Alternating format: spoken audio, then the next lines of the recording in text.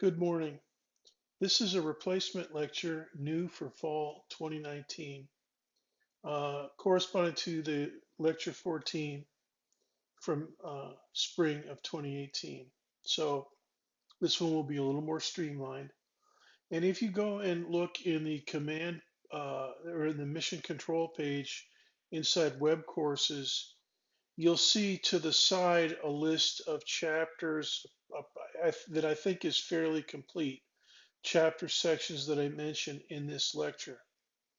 Okay, and you'll also see I've revised this lecture and I've added a couple new slides and I've added a couple annotations, corrected some typos and stuff. But you know, for extra safety, you can also listen to the regular lecture 14 if you want. That'll be optional. It's up to you. But let's go ahead and get started with this one. We were talking about in previous lectures the outer planets and their moons, and I want to go through this next clicker question, which you won't have to click, of course, but does go through some of the concepts. Now, here's a diagram of the outer planets and some of their moons, and also Earth is in there. And Pluto's not not a planet. Eris, that's not a planet either. Pluto's a dwarf planet. But this is from chapter 12.2, figure 1. And the question is, which of these 5 properties do the moons of the outer planet have? A, they orbit their planet at the same distance. No, that is not correct. They have all kinds of different directions. B, their spin state is the same as their planet. Yes, that is correct. And we'll reinforce that in just a minute. C, their atmospheres are the same as their planet. That is incorrect. And in general, the smaller moons and stuff like our moon doesn't have any atmosphere at all. Any kind of rocket exhaust that was left from the Apollo mission is long since floated away into space. So moons, some of them are big enough to keep an atmosphere, like Titan, but most of them, no, not really. So C is out. Their masses are negative. That's never the case. Mass is always a positive number. And E, they all have H2O water geysers like Enceladus. That is false, and if you've done your reading, you'll know that. So let's go ahead and look at the spin states of some of the of Jupiter. Let's look at Jupiter. And here's a diagram that I've made, and it's from the point of view of the North Star. Now, the Earth's North Star is pretty much the same North Star for all the planets. They don't. It's not perfectly the North Star for any of the planets except ours, but most of them it's pretty close. It's usually to the north, and it does kind of circle in the sky a little bit. Our North Star doesn't. So we always, it's always nice to orient ourselves to the North Star. So when you look down on Earth from the vantage point of the North Star, first of all, Jupiter is orbiting counterclockwise. Okay, now that you can see that in this diagram, I have a curved black line for the orbit of Jupiter, and then the kind of orangey brown circle is Jupiter. The black arrow is its velocity on its orbit. And so you can see that it's going in a counterclockwise manner. Now let me put some arrows on the orbit to indicate. Okay, that's the sense or direction of the orbital rotation. Now they also spin, and Earth spins once per day. That's how we have day and night. And the spin axis is the north pole of the Earth. And if there actually was a pole up there, it would be pointing straight at the North Star. That's how we define what the North Star is. And what we find for the outer planets, most of them, is that their spin is also counterclockwise. So you have counterclockwise orbit and you have counterclockwise spin. Now in this diagram, the sun is off to the left, right? So that means that's the center of the orbit, and so this means it's counterclockwise. Now, the interesting thing is that most of the medium and large moons of Jupiter also have the same spin and orbit. So, for instance, here's just a generic moon. I didn't make any particular spacing for it or size or well, it's way bigger than any of the moons of Jupiter would be to scale. But the moons, they do orbit on a counterclockwise orbit around their planet, and they have a spin. Their spin axis is also counterclockwise. Now they're not all perfectly aligned to the North Star, but they're pretty close.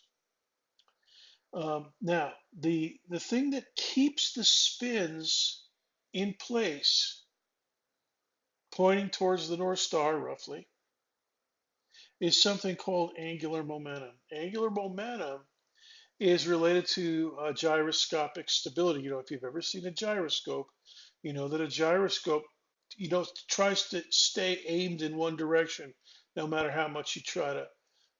You know, I mean, you could stop it, of course, if you put your hand on it or whatnot. But if you just try to hold it by its tip, it's going to, until it runs down, it's going to stay spinning with its spin axis in a certain direction, and that's it. Now, the reason for that is because the gravitational force from the sun, all the gravitational pull is directly toward the sun, and it's perpendicular to the velocity. And so, in this case, it's perpendicular to the velocity.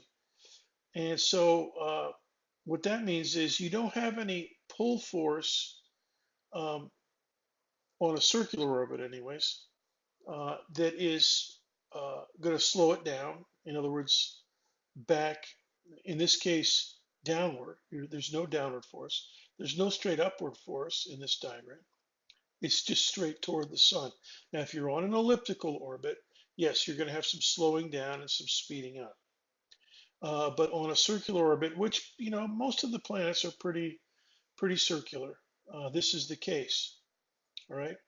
And even on an elliptical orbit, the spin axis would still be spinning in the same direction. It'd always be pointing toward the North Star. Now, there's a reason for this that we think traces back to the formation of the solar system. And we'll talk about that in a little bit. Now, there's an exception to this angular momentum, the spin axis pointing at the North Star, and that's Uranus. It doesn't point anywhere near the North Star.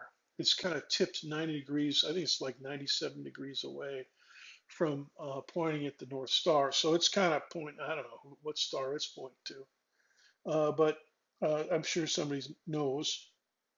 And in any case, it's nobody's ever figured out exactly why Uranus is tipped over like that, but it is, and it's kind of, it's, you know, half the year it's kind of rolling, and half the year it's kind of skidding along. Or if you think of it as a, you know, a wheel or a ball rolling across a table or something like that. So it's kind of dubious, but I shouldn't say dubious. It's kind of unusual. So that's the exception. And some of the moons, some of the outer planet moons are also not exactly counterclockwise as viewed from the North Star, but most of them are. Now, a good place to review some of this stuff is chapter 3.2 and chapter 7.1. Now, let's take a look at um, some additional stuff, and this will reinforce my point that these angular momentum, the spin axis, we think is basically toward the North Star since the very formation of the solar system. And the way that you could change that, and maybe this is the case for Uranus, is by impact. Now, we don't think that there have been a whole lot of impacts that can do that. And we do think that there's a there in the formation of the moon. We think that there was a giant impact. The crypto planet called Theia, Theia, or theoretical planet Theia, Theia.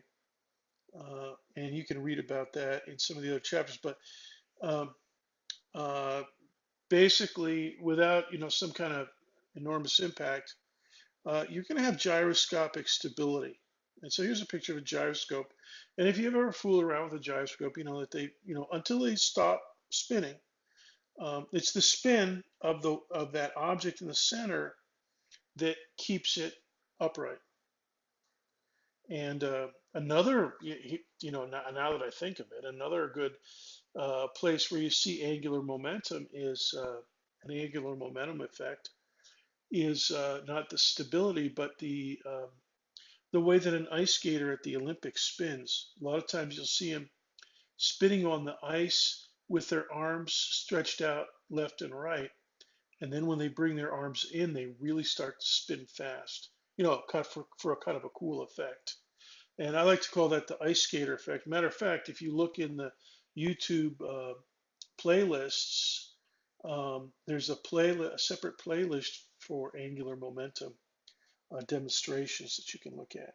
So now the way that the angular momentum, as I said, the spin axis or the angular momentum um, vector, it's a vector, um, is oriented, is independent of or it's invariant. It's a conserved quantity due to the gravitational force. The gravitational force doesn't change angular momentum, so it doesn't change its direction. And whatever it had at the formation of the solar system is pretty much what it has now. Now, here's how you figure out the direction of the angular momentum, and this is why we say that Earth's axis points at the North Star. You take an object, this is called a right-hand rule. You take an object and it's spinning. So this gray disk on the right in um, image A, it's spinning counterclockwise. All right. Then you put your fingers of your right hand in the direction of rotation. If you normally curve your fingers, they'll curve into kind of a circular almost shape. And if you curve them so that they're pointing like the diagram, in a counterclockwise manner, then the direction of your thumb is the direction of the angular momentum vector.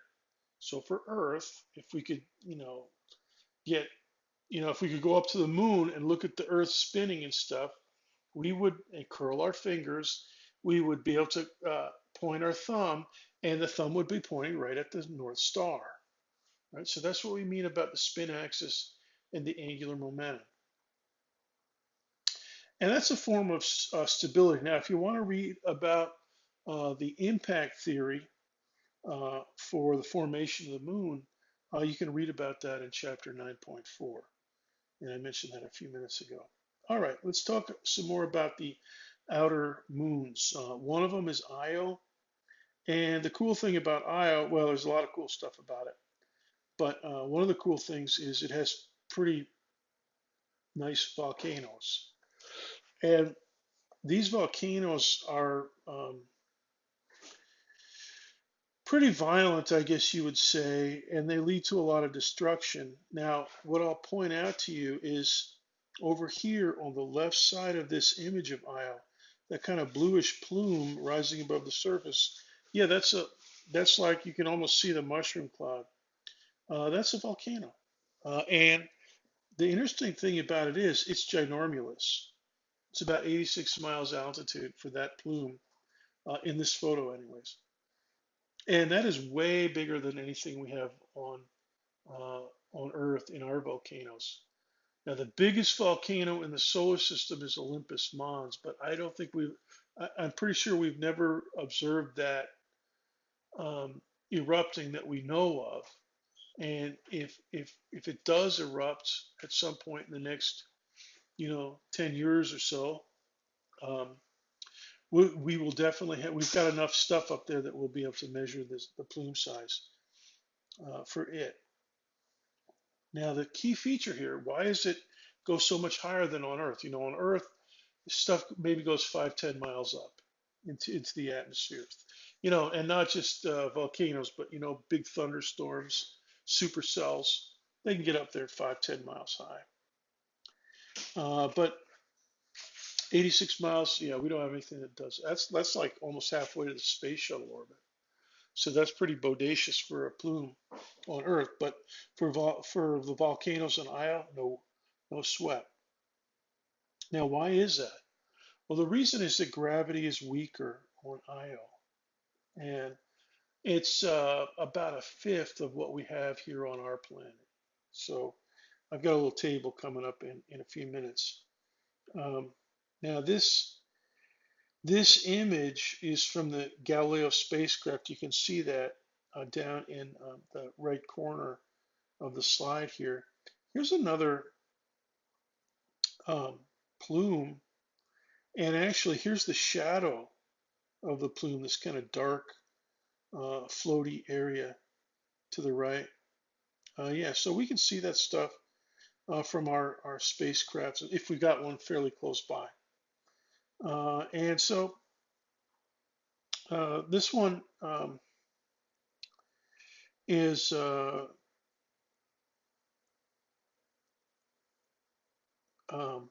detected by the Hubble spacecraft, and they also saw it from the Hubble Space Telescope. So Hubble Space Telescope's pretty good for some of this stuff.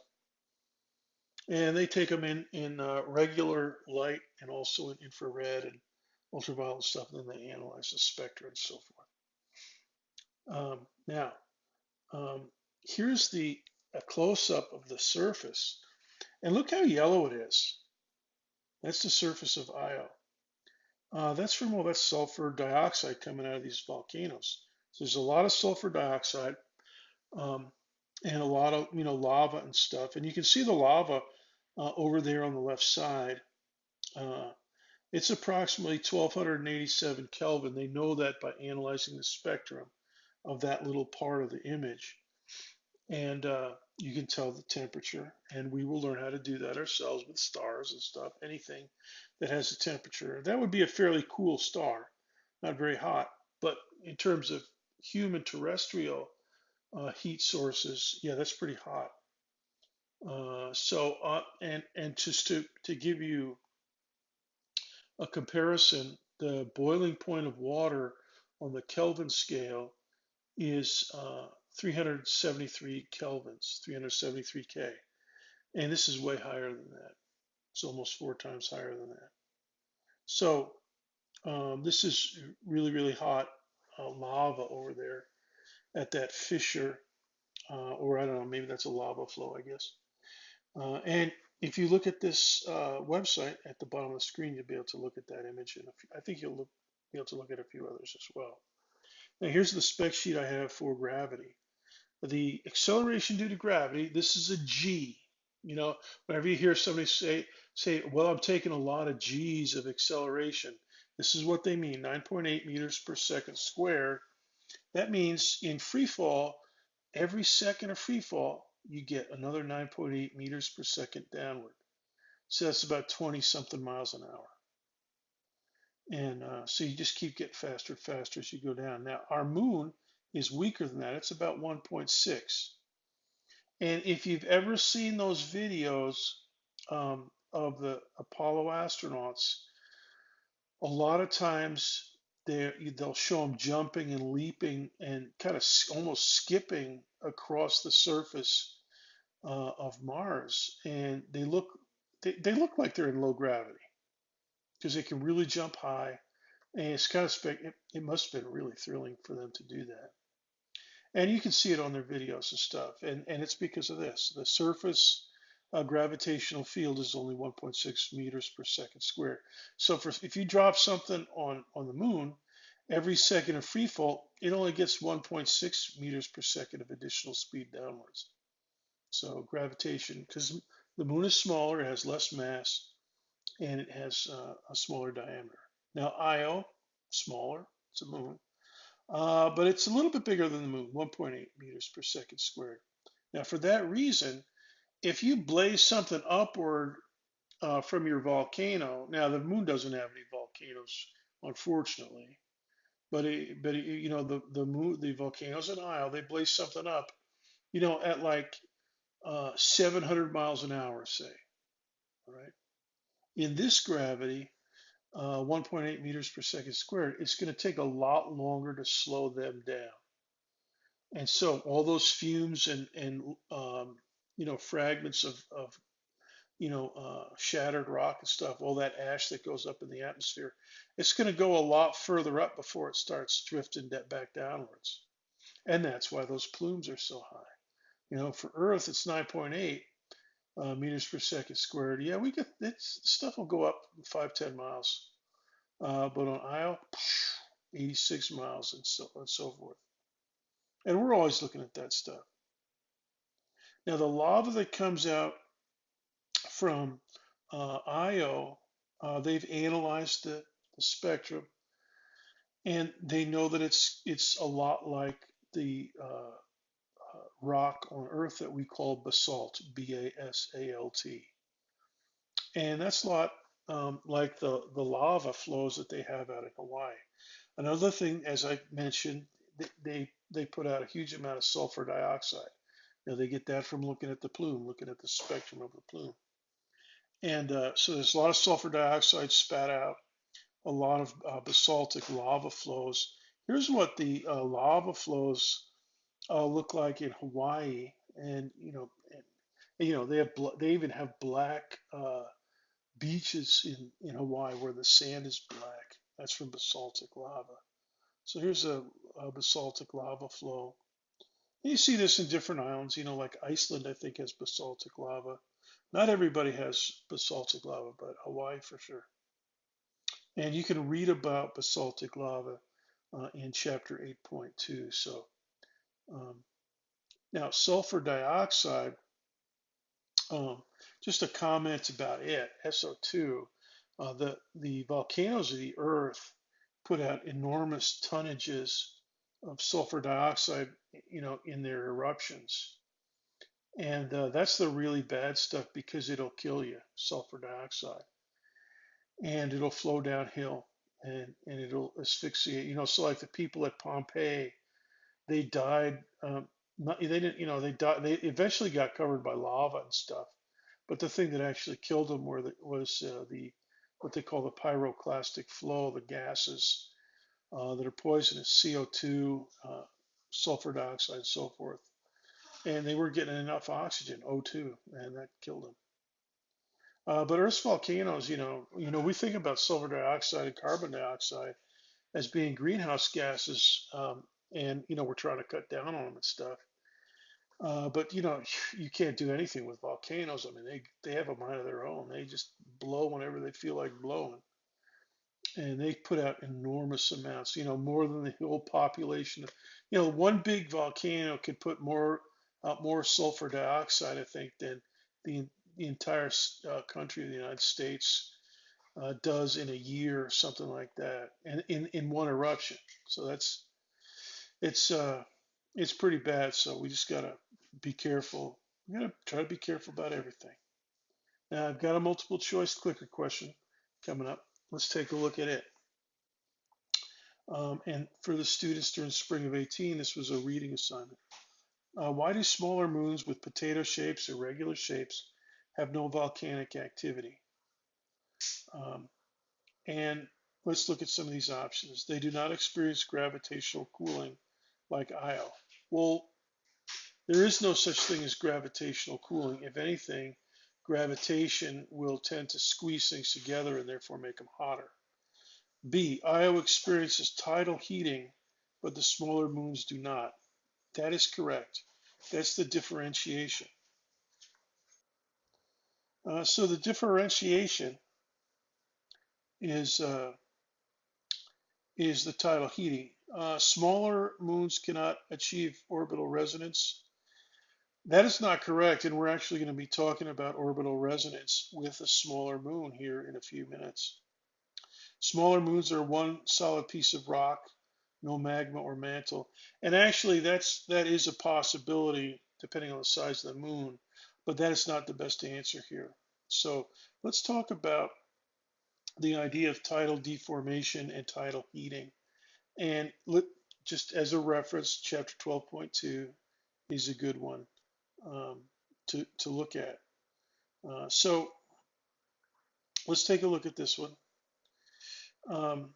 Here's a moon of Jupiter with some plumes, tidal heating. And this is out of proportion. So what I'm going to do is move Jupiter way off to the right. Here we go.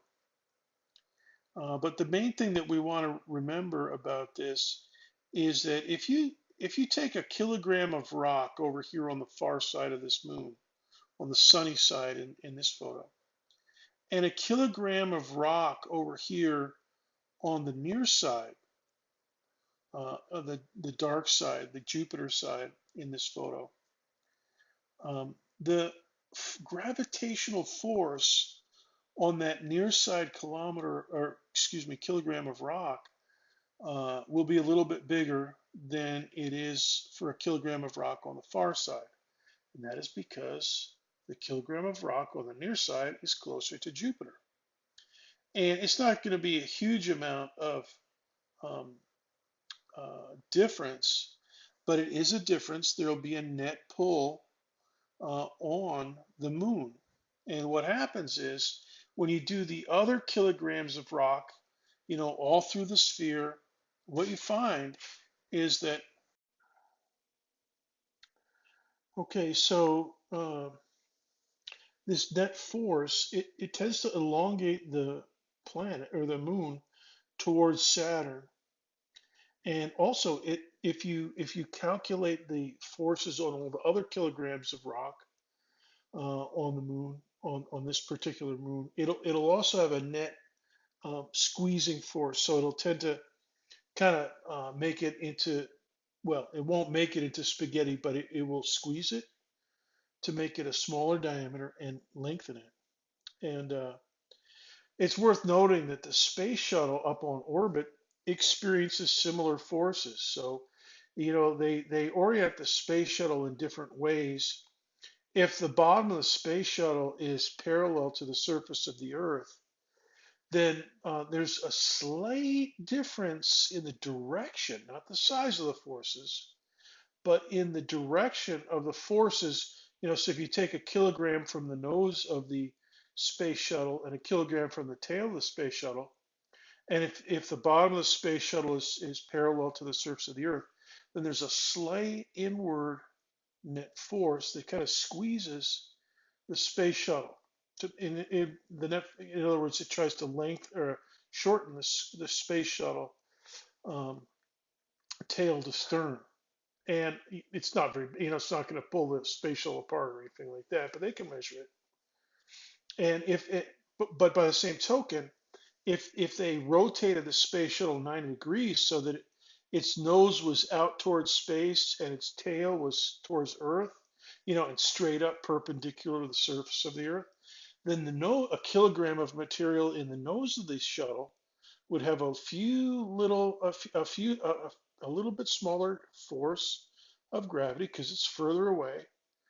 And a kilogram of material in the tail of the space shuttle, it's a little bit, not that much closer, but it's closer. So it has a little bit bigger force, and that would tend to squeeze the space shuttle uh, nose to stern as well. So um, it's kind of gravitational tidal forces. Another place we see it is in tides in the oceans of our planet Earth. Water is really easy to move because it's not rigid. Space shuttle is rigid, so and the forces aren't that big. But in the oceans of the Earth, the forces aren't that big, but everything is fluid, so it can flow, and you get high tide and low tide various places in the Earth twice a day, roughly. And that's because of the moon's gravitational effect on the water in our oceans. Another place that causes not volcanic activity, but uh, trouble is earthquakes in places like California. And so those places, when there's any kind of a small change in the forces, you can get a major earthquake down there.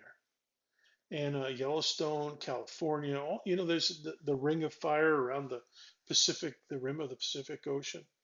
All that stuff can happen. Now, this tidal heating, the reason this deformation is important for planets like for moons like Io and Enceladus, etc., is that it heats up the rock. It heats up the interior basically by friction, squeezing and unsqueezing, and that'll heat stuff up. If you don't believe me, just rub your hands together, and your hands. You put a little friction and rub them together; they'll get warmer. That's how you warm your hands up, and that's how the heat is generated for Io and Enceladus and a bunch of these other moons by tidal heating. Okay, it produces a lot of heat. Now let's take a look at the relative sizes of Jupiter and Io. And this diagram shows the relative sizes of Jupiter and Io to scale, but the distances are not right. So let's get the orbital distance and the sizes in scale. So I have to back up Jupiter a little bit. All right, here it is. Jupiter is off to the lower left now, and Io's up in the upper right, and there's a dotted line. And so that's that's the upper right quarter of Jupiter that you can see in the lower left of this diagram. And here and to Io's up here in the upper right, and there's a dotted line to represent the distance from the center of Jupiter to the center of Io. Okay, now this is the proportion, right? So, um, and this is just like looking at it from perfect edge view of Io's orbit. And too bad there's no such thing as three-dimensional YouTube, which would be nice. But if there was, we could show you the whole orbit. Anyways, now let's focus in on Io. Let's back away a little bit further, or we'll close in a little bit further. And let's take a look again at the close and far side of Io.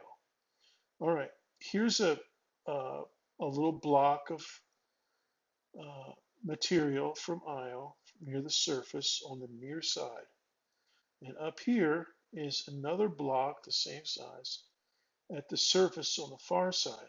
And as I mentioned before, this block on the near side has a lot more force acting on it than the block on the far side. So that block on the near side gets a little bit bigger pull force, and the entire planet, as I mentioned, gets squeezed out.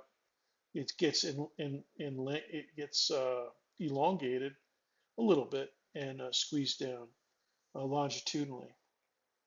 So Io's continually being flexed this way from Jupiter, and to tell you the truth, it's getting flexed from the other moons as well, because it does have close orbital interaction with the other Galilean moons. So let's take a look at that.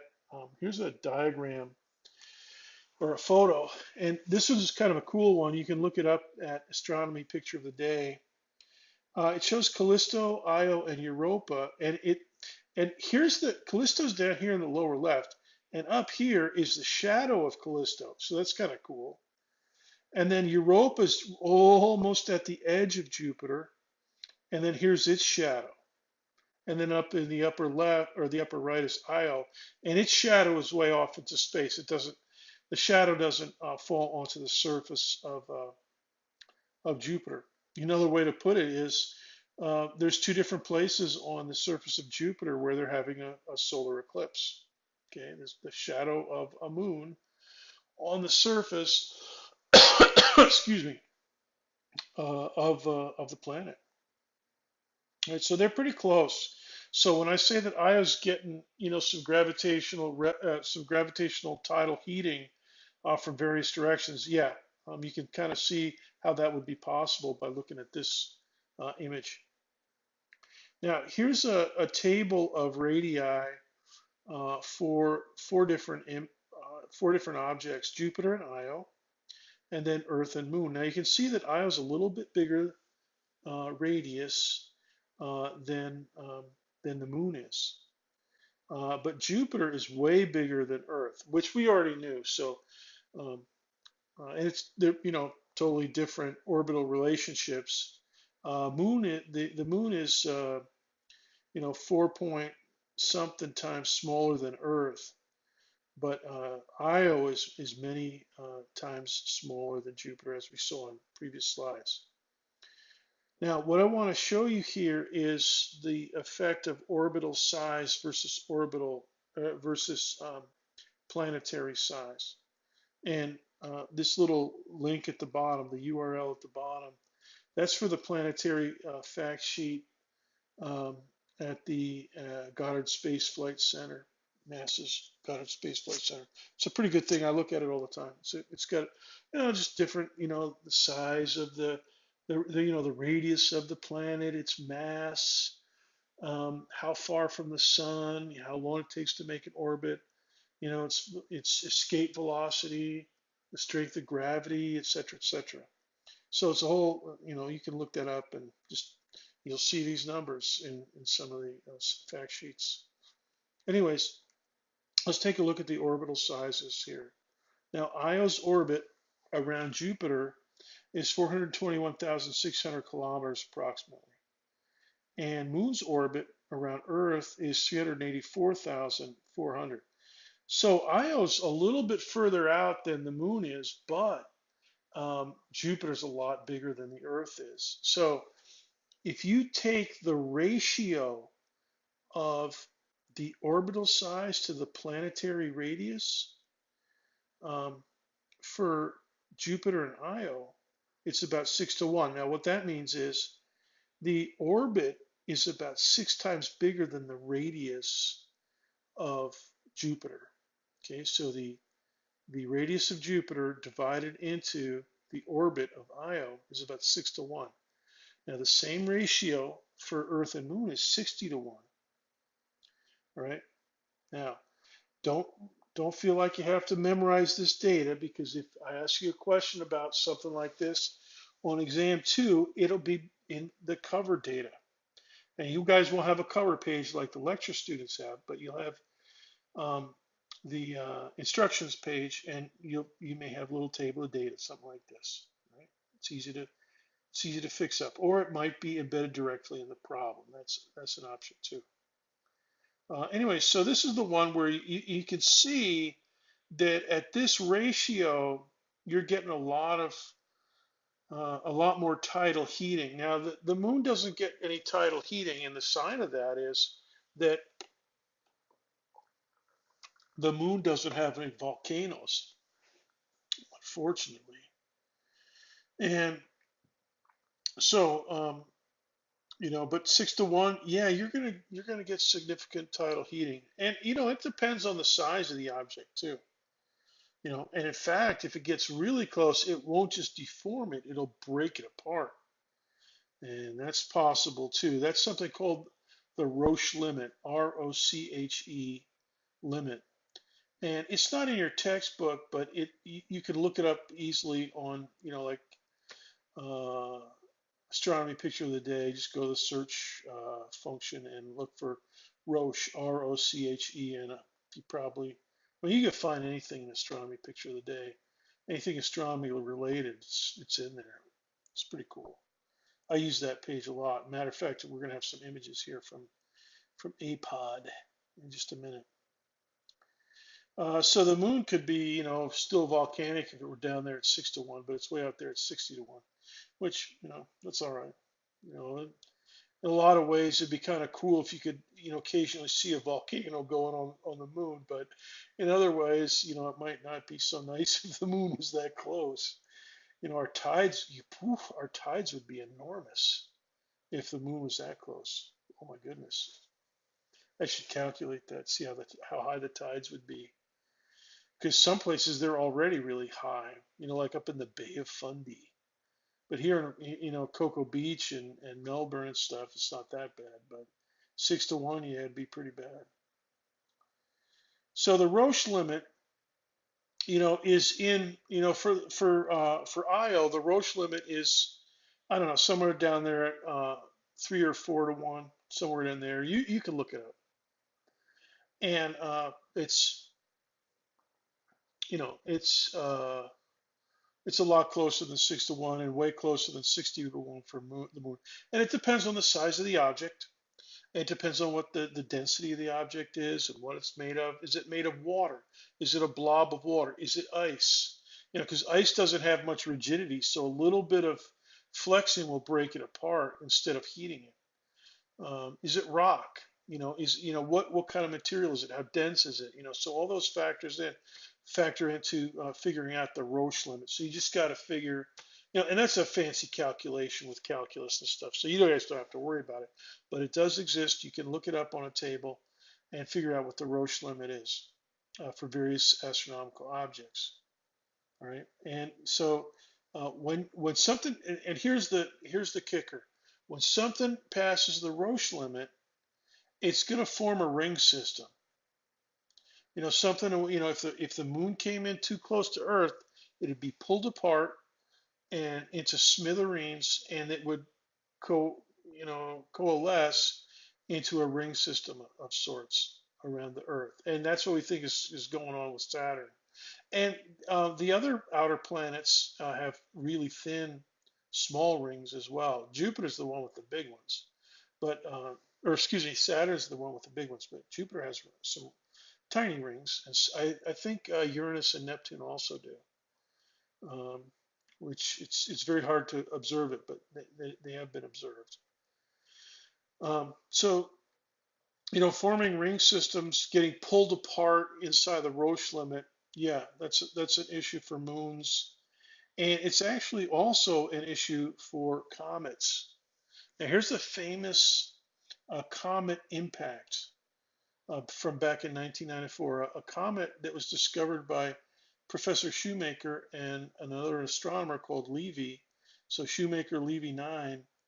And they discovered it and soon found out that it was going to plow into Jupiter sometime during 1994. And this first image on the left shows you the comet pulled apart into a string of fragments.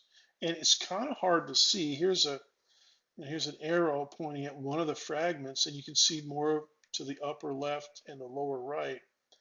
And yeah, that's the comet. It got so close, it got pulled apart, but it kept going towards the surface of Jupiter. And that's what you see up here. This is the first impact. In other words, at catastrophic detonation. Very small object, but catastrophic detonation because it was going so fast. If something like that hit the Earth, it would be a bad day for the entire planet. And now this other bright spot in the upper right of the top image in the upper right is Io, if I recall correctly. These two images on the right are infrared. They're false color infrared taken from Spain. They got some of the best photos or the best images in infrared. And so anyways, this one where the arrow is, that's an impact. And then down here, there's the same impact, um, you know, on the on the next I don't know 40 minutes later or something like that. So it was still really hot up there, and you can see Io pretty bright in infrared, but I think Io is beginning to set. You can see it's kind of going behind Jupiter. and it'll eventually disappear. Now, this comet probably experienced a little bit of tidal heating, but more tidal fracturing and tidal breakup. And you can see that in that string of smaller objects. It just broke apart, and they all kept their same basic velocity in the right in that particular direction, which just happened to be, Jupiter clearing out. And Jupiter is so big, it clears a lot of comets and asteroids from the inner solar. The inner solar system is pretty clean compared to some star systems we see out there that have a lot of rubble still floating around, from the formation of that star system. But our inner solar system is pretty clear, and Jupiter is the one that sweeps. And this is Jupiter sweeping a comet, and one more comet, ding. And Jupiter doesn't care. It's so big. I mean, it looks spectacular in these images, but it just keeps spinning. It's not gonna. This kind of an impact is not gonna. It's not even a mosquito bite for Jupiter. It's just gonna swallow that thing up without even, noticing it. Now here's another image from the Calar Alto Observatory in Spain, infrared false color. And here you can see the other bright spots from the other fragments blazing into it as it spins. So this is kind of a cool image here. By the way, I think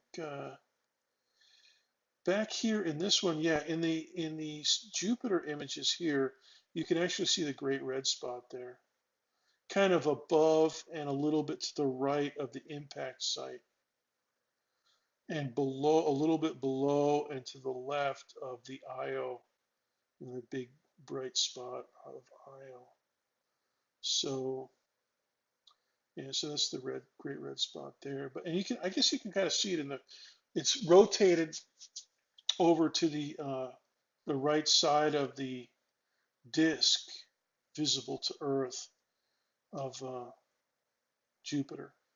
So it's just about to turn around onto the far side of Jupiter relative to our telescopes. So that's a comet getting blazed apart, and it happens. And we think that Earth has taken a few well, probably quite a few, not too many recently. Uh, and the moon is taken, the moon's full with craters. Uh, and there's no weather on the moon, so the craters, they stay.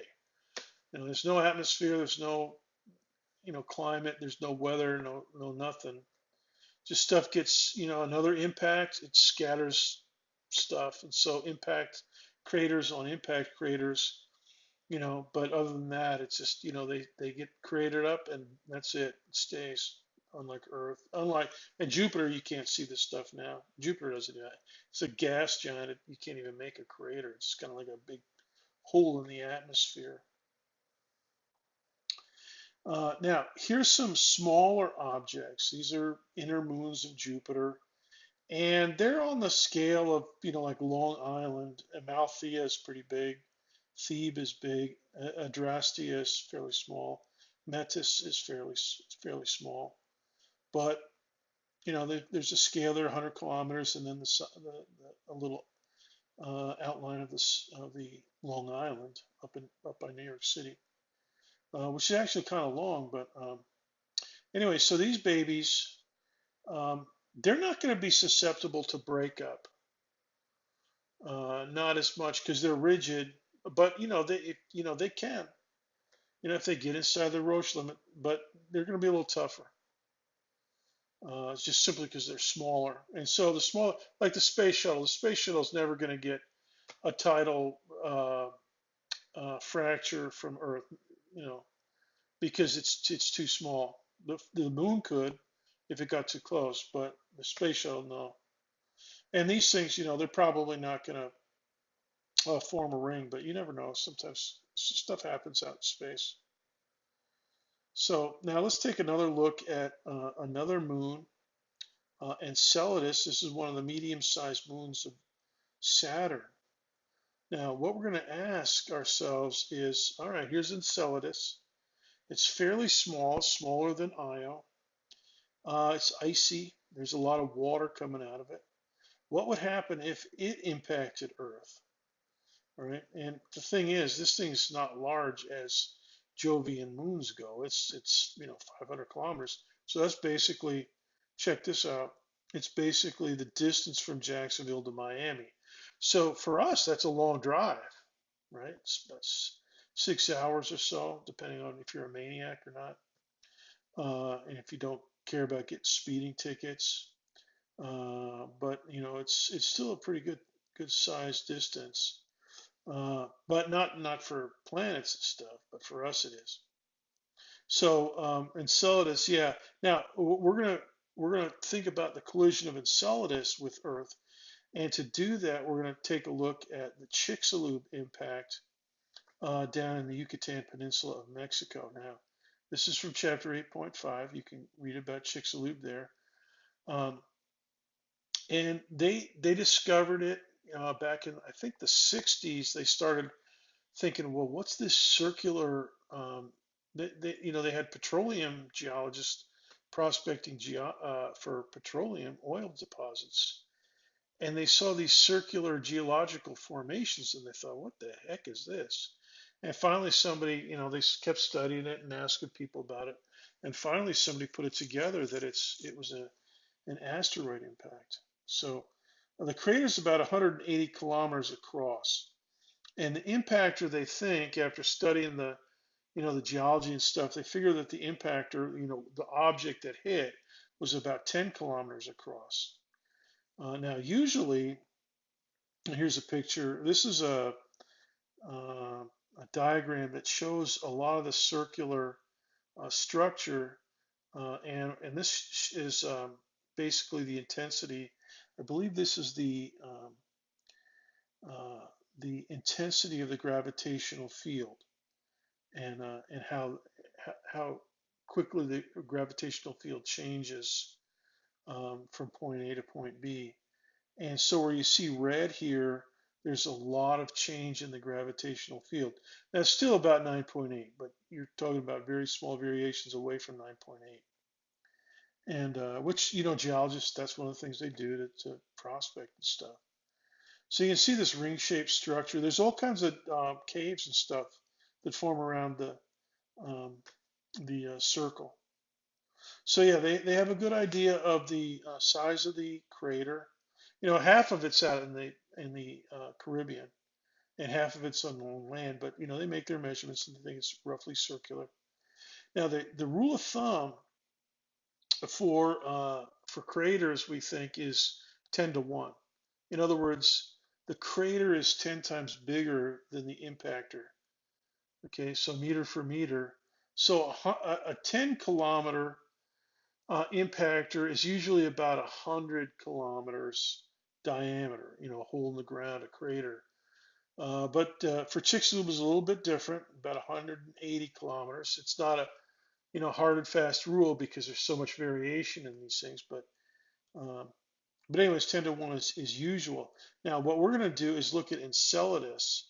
And, the Chicxulub impact down there on the Yucatan it happened about 65 million years ago.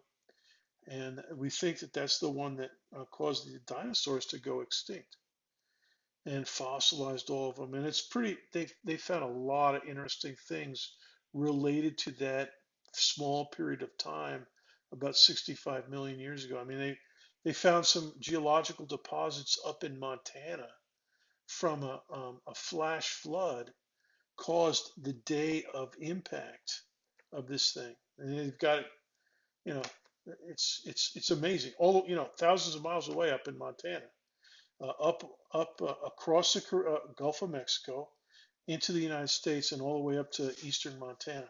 It's incredible. So now let's talk about Enceladus. What would happen if Enceladus impacted Earth? Well, let's do a theoretical impact point here, Avon Park, Florida. Okay, so that's pretty much in the middle of the state. Okay, and if we had an impact of Enceladus right? 500 kilometers across Jacksonville to Miami. The diameter of the crater would be 10 times bigger than that, roughly. And that's the inside of this circle. All right, this is from gpsvisualizer.com. And so this is about a 2,500 kilometer radius, or about 5,000 kilometers radius, which is 10 times bigger than 500 kilometer radius of Enceladus. And you can see that the crater, this is not the area of people that get destroyed, because it's just going to kill it. This would kill the planet. And this would be a planet, what we would call a planet killer.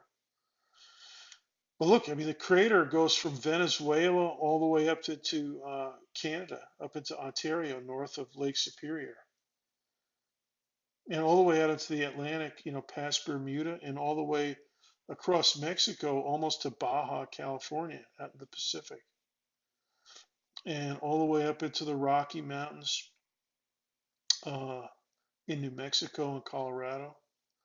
Montana would be outside the crater, maybe, but it would just eject so much shattered rock and lava and stuff that it would basically, it wouldn't just kill some species like the dinosaurs. It would kill every species. I mean, it would be the end of things. So hopefully that's very bad news, and hopefully we don't have to worry about that.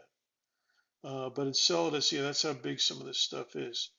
And it's probable that um, Earth has taken hits like that early in the history of the solar system, before there was a um, solid surface of rock and everything, and then eventually water and stuff. And we think that a lot of the water from Earth came from comets impacting, because comets have a lot of water ice. Um, but apparently that's controversial now. It was, 10, 15 years ago, that was the theory. Now people are not so certain about the comets bringing water to Earth, but we're still trying to study that out. But this would, but now at this stage of Earth's history, yeah, it would be pretty much it would be a global killer. We don't have, if going back to some of these earlier diagrams here, these ones, um, let's take a medium-sized one, Thebe. That's, it's roughly the size of Long Island, right? We don't have a prayer of trying to deflect that thing. I mean, unless we can see it like 100 years before it's going to hit, then maybe we can figure out something to do with it. If we saw something that's big on an orbit that in 100, in 2119 was going to hit Earth, yeah, then maybe we could get a handle on it. But all the nuclear weapons, and a lot of the stuff in movies and stuff you see about, oh well, we're going to detonate some hydrogen bombs and blow it up. Not that thing. All the Russian weapons, all the American weapons aimed at Thebe, it's not going to do much. Something that size. So it's a bad business. So we got to keep our eyes on planetary defense, which you already know from an earlier lecture. So let's go back through here. Okay, here's the Chicxulub notes. There's tons to read about Chicxulub. It's pretty interesting too. And guess what they figured out the age of it and everything by looking at isotopes, which is the key for a lot of this stuff. All right, now let's talk about Agent Simmons here from MIB. Or is it from Transformers? I can't remember which one. Anyways, um, there's another moon circling Saturn, and it's called Mimas. And Mimas is in resonance with what's called the Cassini gap, or the Cassini division. All right, and that's this right here. Right? It's kind of a gap. We call it the Cassini division or the Cassini gap. And It was discovered by an Italian astronomer named Cassini. When people started getting even better telescopes than Galileo. And so Mimas is, here's the Cassini gap. Here it is over here. It just kind of goes around. So it looks like there's a break in the rings. Now Mimas and stuff are way out here, somewhere out beyond the rings. And the interesting thing is that Mimas is in an orbital resonance, what we call an orbital resonance, uh, with the inner edge. Let's see if we can get this.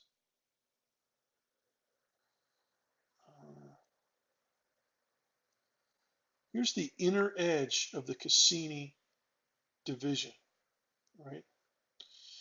It's not perfectly empty, but what happens is the moon Mimas is out there. You can't see it in this picture, it's out past the rings. Every 2 times an object in here by the arrow orbits Jupiter, Cassini or Mimas will have orbited once.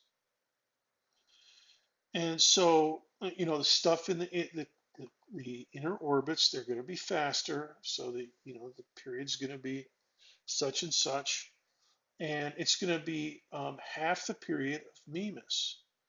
So that means for instance, if you orbit Saturn, um, you're going to, let's see, once per week, then and Mimas is going to orbit Saturn once per week, right?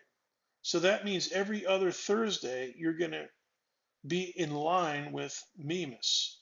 This Saturn inside, then you, and then outside in its orbit, Mimas. Now the next Thursday it's going to be on the other side of Jupiter, right? Mimas. And then the Thursday after that, it's going to be back in line with you. Now, eventually, that's what we call a resonance. And you know what it is? It's kind of like when you're on a swing set. Like when you're in elementary school and you try to pump, or somebody's giving you a push, but they only give you a push when at the end of the swing. So they push you forward, and you swing. You go all the way out to the end of your arc on the swing set, and then all the way back, and then you get another push. You go all the way out, and then all the way back, and then you get another push. And eventually, or you do that yourself, if you know how to swing on a swing set, you know how to pump. And that's a resonance. So, and eventually on the swing set, you get to, really, you know, really high up on your swing. And if your parents let you, and or if you can get away with it. But anyways, that's a resonance on a swing set. And the same thing happens with Mimas, but only for these ones down here near the inner edge of the Cassini division. Now the other stuff, it's approximate, so it's clearing that little gap in the Cassini division, right? The Cassini gap, right? Mimas, because what happens is if you get every other Thursday, you get a little bit of a pull towards Mimas. Eventually, you're gonna head out that way, and you're gonna be blazing out. And once your orbit is perturbed, it could, then you're gonna, get attracted by a moon, like Titan going by, and Titan's a big moon, so now you're gonna fly towards Titan, and you're gonna be all discombobulated. But the main thing is you're gonna be out of that inner gap area. You're gonna be out of there, all right? And so that's what Mimas does. It clears this gap. Now for us, the importance of that is what Mimas is doing for the rings of Saturn, Jupiter does for the asteroid belt. In other words, there are gaps in the asteroid belt precisely because they are in resonance, maybe not 2 to 1, but maybe 3 to 1 or 2 to 3, or some simple ratio like that, with Jupiter. Jupiter clears and has cleared the asteroid belt, different gaps in there. And as I've mentioned before, Jupiter has cleared has swept a lot of the comets and asteroid and debris and stuff out of the inner solar system. It's not totally clear, but it's pretty good. And the asteroid belt gives us a very clear um, model of how it has done it systematically with orbital resonance of stuff inside of it. So the asteroid belt is inside of Jupiter's orbit, right? And so, every other Thursday, a certain asteroid is going to get a pull towards Jupiter. And guess what? Eventually, it's going to get attracted towards Jupiter and it's going to be out of the asteroid belt. It might be flying towards the Earth or something like that, or it might impact Venus, or just go flying out who knows where. It might go down into the sun and just be cleared by the sun. But that's because of the orbital resonances with Jupiter. Now, after exam 2, we're going to take up a lot more issues with asteroids and comets and meteorites. And this is the last lecture before exam 2. Now I'm going to post this today. Today's October, what is it today? The 3rd. And so you still have a couple weeks before the exam. And I'm going to try to make a few more new ones, starting with lecture 13 is going to be my next one. So I'm going to try to fill in the back end of the schedule with new lectures. And this is the first one for exam 2. All right, use your study references and do some reading to back up and read more about what I've said. Remember, on the exam, if I don't talk about it on the lecture, it's not going to be on the exam. So don't worry about, making sure you read every chapter. I don't talk about every chapter or every subsection. I'll try to tell you which subsections I do talk about. That's fair. But don't feel like you have to read every sentence in every chapter. Okay. If it's on the exam, or excuse me, if it's in lecture, fine. It might be on the test. And even that, I mean, I can't do everything from lecture again on the test. So, but if it's not on the lecture, it's not fair for me to, or if it's not in homework, if I give you a homework assignment, that sometimes has a little extra reading in the homework. But if it's not in lecture or maybe homework, it's not going to be on the exam. That's the way I do. That's how I write my exams. I write my exams based on what I've given in lecture. Okay, I'll see you on exam 2.